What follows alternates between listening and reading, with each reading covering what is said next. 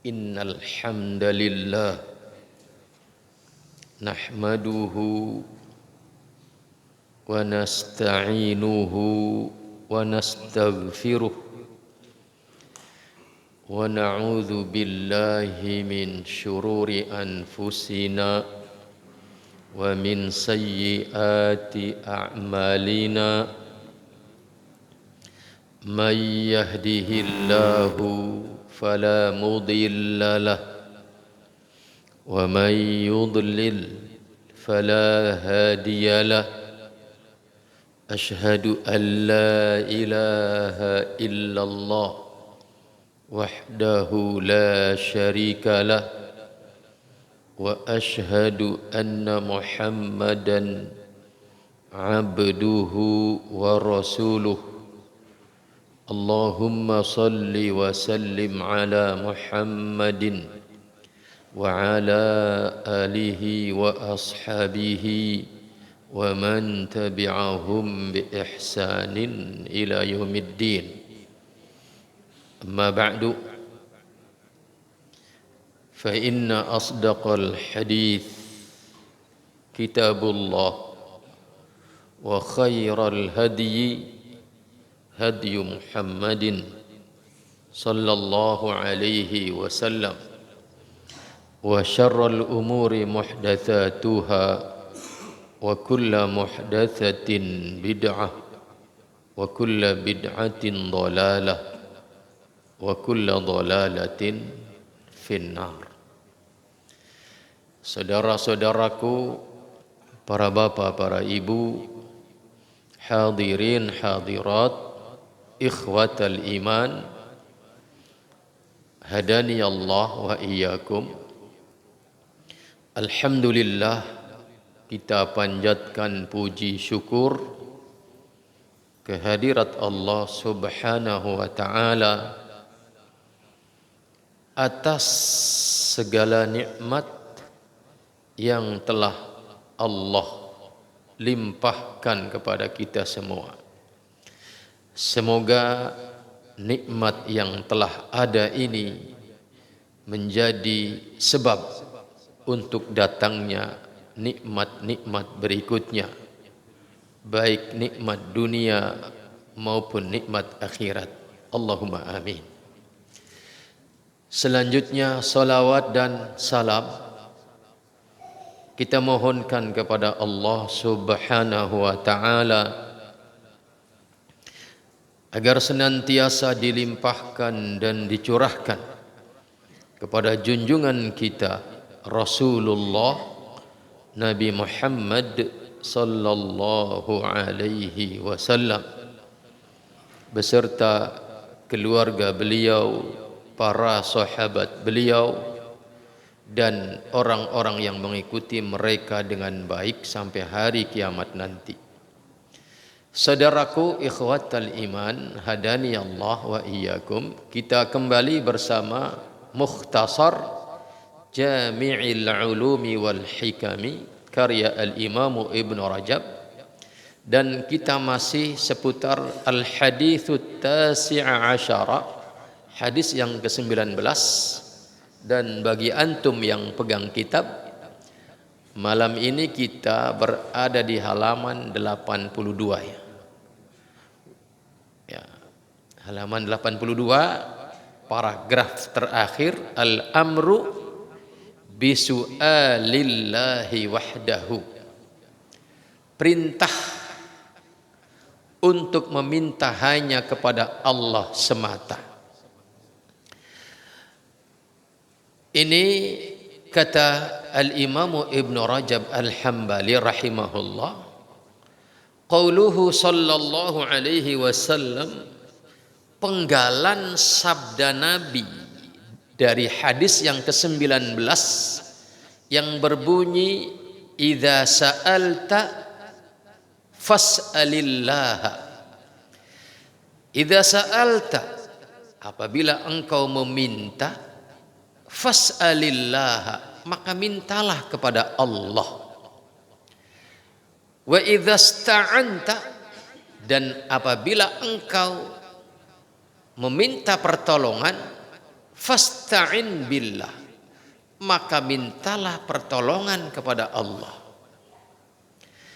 Kata Al-Imam Ibn Rajab Al-Hambali, penggalan hadis ini, hadza muntaza'un, penggalan ini muntaza'un, terambil min qaulihi ta'ala, dari firman Allah Ta'ala pada surat Al-Fatihah ayat 5, di mana Allah berfirman, iyyaka na'budu wa iyyaka nasta'in, hanya kepada Engkau kami menyembah dan hanya kepada Engkau kami meminta pertolongan, wahai Allah. Saudaraku, ikhwatal iman, ketika Nabi mengatakan wa idza sa'alta fas'alillah, maka kata Al-Imam Ibn Rajab, fa innas su'ala lillah, maka sesungguhnya meminta kepada Allah, huwa adalah, konkretnya adalah du'auhu, berdoa kepadanya, warraghbatu ilaihi, dan amat ingin terhadap apa yang ada pada tangan Allah berupa kebaikan dunia maupun akhirat. Fatadammana hadzal kalam, maka sabda Nabi ini secara implisit, secara terkandung, maka fatadammana hadzal kalam, sabda Nabi ini mengandung penjelasan an yus'alallahu wa la yus'alu ghairuhu, atau wa la yus'ala ghairuhu, hendaknya Allah itu kita mintain, jangan yang lain yang kita mintain. Mintalah kepada Allah, jangan meminta kepada selain Allah Subhanahu wa ta'ala. Juga wa an yusta'ana billah, bahwa Allah lah yang harus kita mintain pertolongan, duna ghairihi, bukan yang lain. Wa amma su'alu faqad amara Allahu bimas'alatihi, tentang permintaan agar kita meminta kepada Allah, ini memang perintah Allah Subhanahu wa ta'ala dalam firman-Nya. Kata Allah, was'alullaha min fadlih, mintalah kalian dari karunia-karunia Allah Subhanahu wa ta'ala. Artinya saudaraku, meminta kepada Allah itu perintah, yang berarti pelaksanaannya adalah ibadah. Bahkan doa, meminta kepada Allah itu adalah inti seluruh ibadah. Seluruh ibadah dari A sampai Z yang disyariatkan oleh Allah dan Rasulnya, sesungguhnya intinya adalah ibadah. Sesungguhnya intinya adalah berdoa, meminta kepada Allah. Makanya para ulama mengatakan, doa itu ada doaul masalah, ada doaul ibadah. Doaul masalah artinya redaksinya memang kita meminta. Seperti, ya Allah, saya minta ini, minta itu dari kebaikan dunia dan akhirat. Redaksinya permintaan. Maka ini namanya doaul masalah. Sedangkan yang kedua adalah doaul ibadah, yakni secara redaksi dia tidak meminta, tetapi di balik itu ada keinginan yang dia gantungkan kepada Allah Subhanahu wa ta'ala. Mana contohnya? Seperti orang puasa, ya, dari terbit fajar sampai maghrib dia berpuasa. Seandainya dia tidak melantunkan permintaan apapun secara lisan, tetapi dengan perbuatannya dia berpuasa, sesungguhnya dia sedang meminta kepada Allah Subhanahu wa taala. Ada harapan-harapan yang dia gantungkan kepada Allah Subhanahu wa taala. Maka ibadah apapun itu sesungguhnya di dalamnya adalah doa. Maka doa itu adalah apa? Intisari daripada ibadah. Wa an Abi Hurairah marfu'an, saking ingin menegaskannya kepada kita bahwa perintah Allah agar kita meminta kepadanya itu bukan main-main, bukan perintah sekedar perintah. Sampai-sampai Allah menekankan melalui lisan Rasulnya yang mulia, di mana kata Nabi, man la yas'alillaha yughdab alaih, orang yang tidak meminta kepada Allah itu akan ditimpa kemurkaan atasnya. Karena memang ibadah, meminta kepada Allah itu adalah ibadah. Maka orang yang tidak meminta kepada Allah artinya dia meninggalkan ibadah itu. Maka orang yang meninggalkan ibadah itu artinya dia membangkang kepada Allah. Maka barang siapa yang membangkang kepada Allah, maka dia akan mendapatkan murka dari Allah Subhanahu wa taala. Maka man la yas'alillaha yughdab alaih, barang siapa yang tidak meminta kepada Allah, maka dia akan terkena murka atasnya. Saudaraku ikhwatal iman, hadani Allah wa iyyakum. Wa fin nahyi an mas'alatil makhluqin ahaditsu katsiratun sahihatun. Bagaimana hukumnya kita meminta kepada selain Allah Subhanahu wa taala? Maka secara umum, secara asal, wafil jumlah secara umum, itu sebenarnya hindari kita meminta-minta kepada selain Allah. Wa qad baya'a an-nabiy sallallahu alaihi wasallam jama'atan min ashabihi. Bahkan Nabi telah membaiat sekelompok sahabatnya. Apa isi baiatnya? Ala an la yas'alun nasa syai'an. Isi baiatnya diantaranya untuk tidak meminta kepada orang lain sesuatu apapun. Ala an la yas'alun nasa syai'an, untuk tidak meminta kepada manusia sesuatu apapun. Di antara orang yang berbaiat dengan Rasul dengan isi baiat yang demikian itu, minhum, di antaranya adalah Abu Bakrin As-Siddiq radhiyallahu anhu.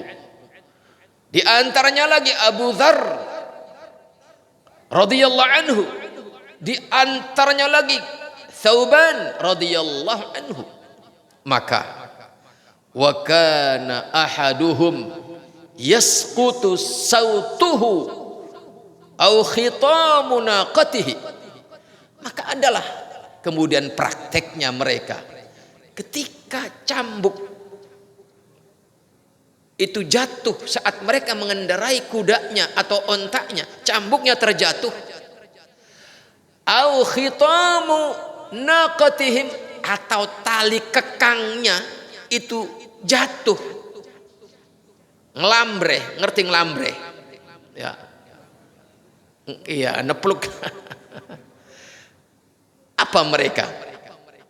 Fala yas'alu ahadan, dia tidak meminta seorang pun an yunawilahu, untuk mengambilkannya iyahu, untuk dirinya.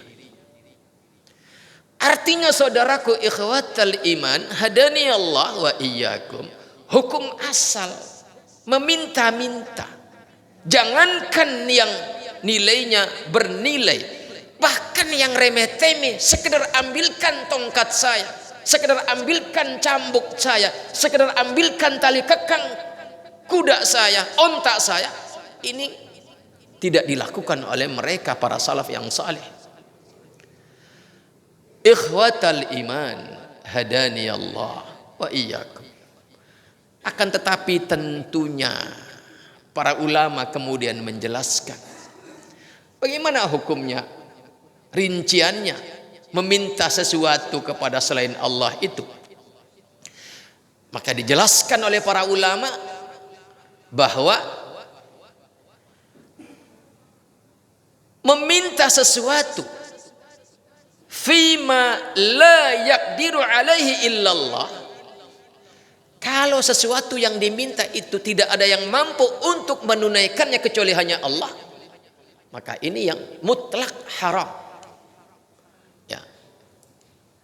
Su'alu ghairillah fima la yaqdiru alaihi illallah, meminta sesuatu kepada selain Allah dalam perkara yang tidak ada yang bisa menunaikannya, memenuhinya, tidak ada yang bisa memenuhinya kecuali hanya Allah, maka ini yang mutlak haram. Bahkan kategorinya adalah syirik. Sedangkan fima yaqdiru alaihi al-'abdu, sedangkan meminta sesuatu kepada sesama hamba yang mana hamba itu bisa memenuhinya, maka kata Syekhul Islam Ibnu Taimiyah rahimahullah, beliau mengatakan fayajuzu fi ba'dil ahwal duna ba'din, dalam situasi tertentu boleh, tetapi dalam situasi tertentu yang lain tidak boleh, walaupun yang diminta itu adalah sesuatu yang orang itu mampu mengadakannya. Maka kemudian di dalam kitab Umdatul Qari dijelaskan,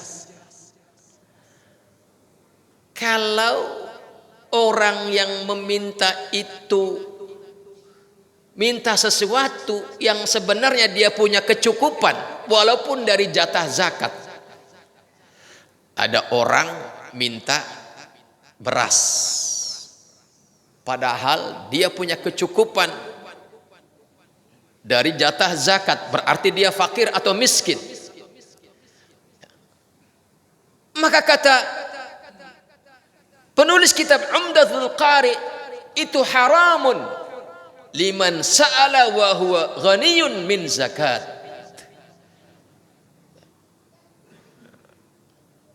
Yang kedua adalah makruh hukumnya liman sa'ala wa indahu mimma yamna'uhu an dzalika. Makruh hukumnya kalau dia sebenarnya punya apa yang dia minta itu. Dan yang ketiga, al-mubah, boleh hukumnya apabila dia meminta dengan cara yang ma'ruf. Cara yang ma'ruf maksudnya adalah memang dia butuh dan prosedur memintanya itu adalah dengan cara yang ma'ruf, dengan cara yang baik. Dan ada lagi, meminta itu hukumnya wajib bagi orang yang darurat statusnya. Kalau tidak minta, maka dia akan mengalami satu musibah, kelaparan yang semakin memperburuk keadaan atau bahkan bisa sampai mati. Maka ini bukan hanya mubah, bahkan wajib baginya untuk meminta agar menyelamatkan nyawanya, karena syariat ini diturunkan di antara maqasidnya adalah menjaga jiwa, hifdzun nafs, menjaga jiwa. Maka segala apa yang mengancam keselamatan jiwa itu diharamkan, maka segala apa yang akan menyelamatkan jiwa itu disyariatkan. Dan apabila penyelamatan jiwa itu dengan cara meminta, maka lakukan, karena itu disyariatkan bagi orang tersebut. Sekadar untuk menyingkirkan situasi darurat itu. Ini dari sisi orang yang meminta. Maka tengoklah diri kita pada posisi mana. Apakah tukang minta-minta padahal kita punya kecukupan? Ada yang minta-minta dengan secara sarih, dengan lisan, terang-terangan. Ada yang dengan hanya gelagat-gelagat. Sama saja. Apakah secara sorahatan terang-terangan meminta, ataukah hanya dengan isyarat-isyarat memberikan gelagat-gelagat, minta ini, minta itu sama saja. Adapun dari sisi orang yang memberi, ini perlu juga dijelaskan. Saudaraku ikhwatal iman, hadani Allah wa iyyakum. Sebelum saya menjelaskan itu, ada satu penjelasan yang penting, bahwa kita kalau ada orang yang memberi sesuatu ya, tanpa kitanya meminta, baik jangankan secara terang-terangan atau secara gelagat saja kita tidak menunjukkan minta-minta, kemudian ada orang memberi, maka itu dilarang untuk menolak. Dalam satu hadis yang sahih yang diriwayatkan oleh Al-Imam Al-Bukhari rahimahullah dan yang lainnya, Umar bin Khattab radhiyallahu anhu menceritakan, kata beliau, kana Rasulullah sallallahu alaihi wasallam yu'tini al-'ata. Adalah suatu ketika Rasul memberi kepadaku pemberian. Maka apa kata Umar? Fa'aqulu, maka aku berkata kepada Rasulullah, i'tihi man huwa afqaru ilaihi minni. Kata Umar, ya Rasulullah, berikan saja ini pemberian engkau kepada orang yang lebih butuh ketimbang aku. Maka apa kata Nabi? Faqala, maka Nabi bersabda, khudhu, ambillah wahai Umar, idza ja'aka min hadzal mal syai'un, jika datang kepadamu satu harta, wa anta ghairu musyrifin wala sa'ilin, sementara engkau tidak tengok-tengok ngarep ya. Ada orang lisannya nggak ngomong tapi tengok-tengok ngarep dikasih ya. Itu namanya musyrif ilal mal.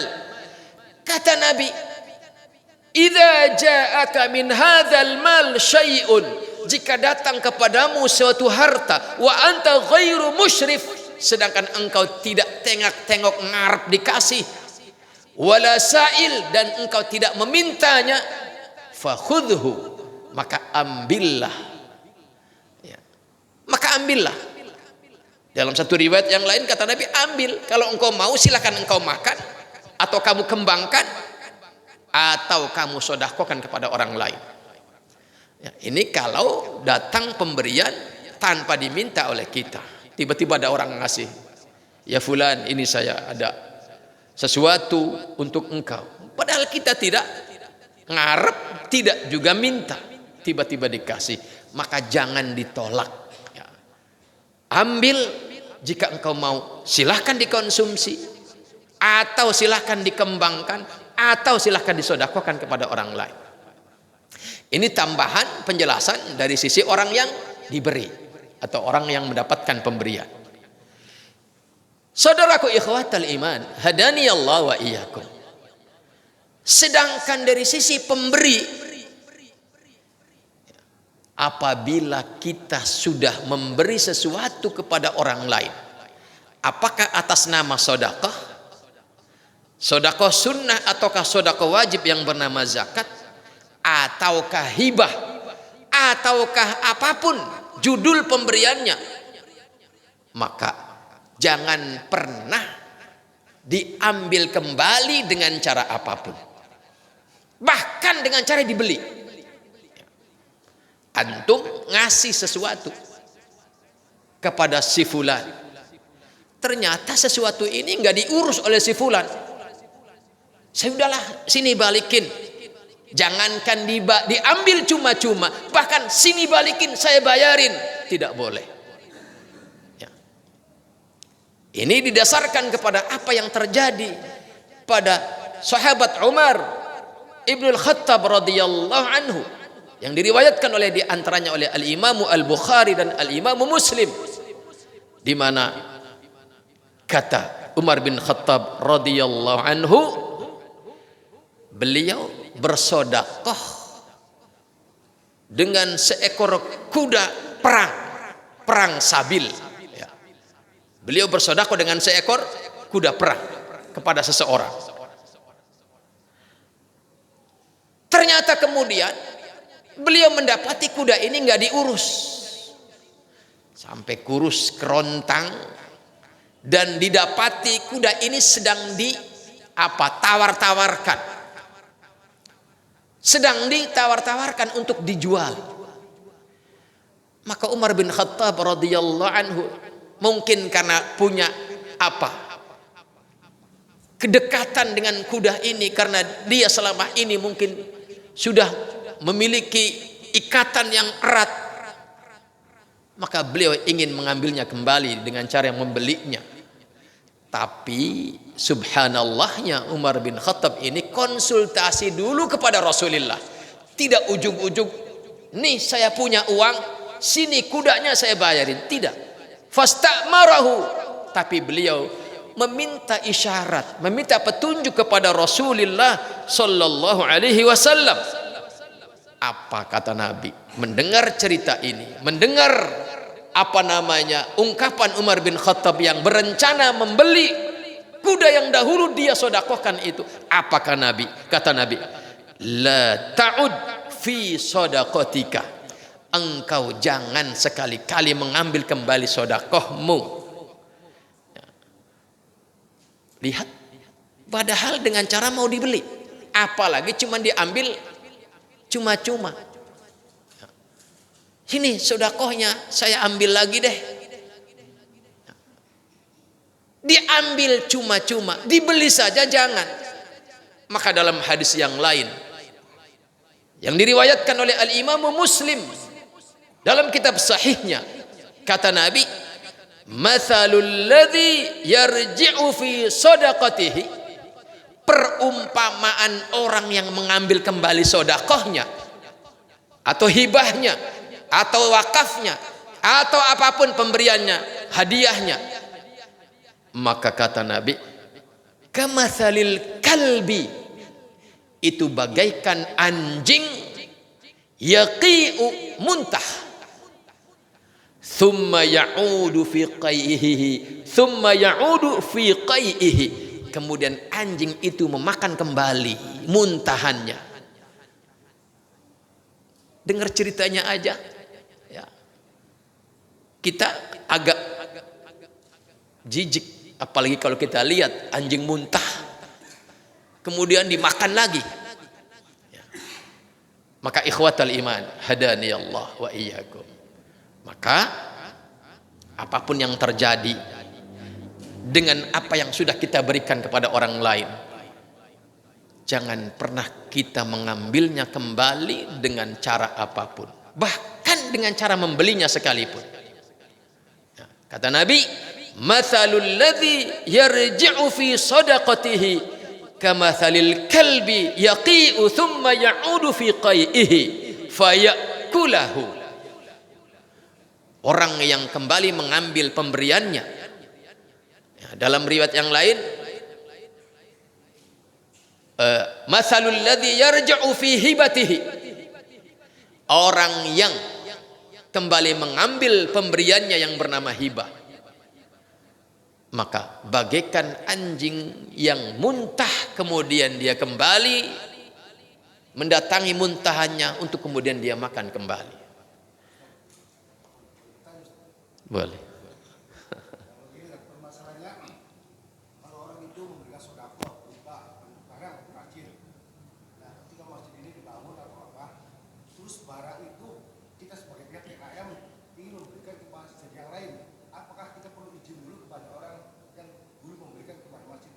Tidak perlu, karena itu sudah bukan milik beliau lagi ya. Yang penting prosedurnya, pemanfaatnya setara atau lebih baik ya. Yang penting pemanfaatannya, pemberian itu setara atau lebih baik. Contoh karpet, ini kan karpet lama, kemana kan, kasihkan ke masjid lain, berarti manfaatnya setara. Tapi kalau manfaatnya adalah di bawah itu, apalagi manfaatnya tidak ada, apalagi kemudian dijual untuk kantong pribadi, itu yang tidak boleh.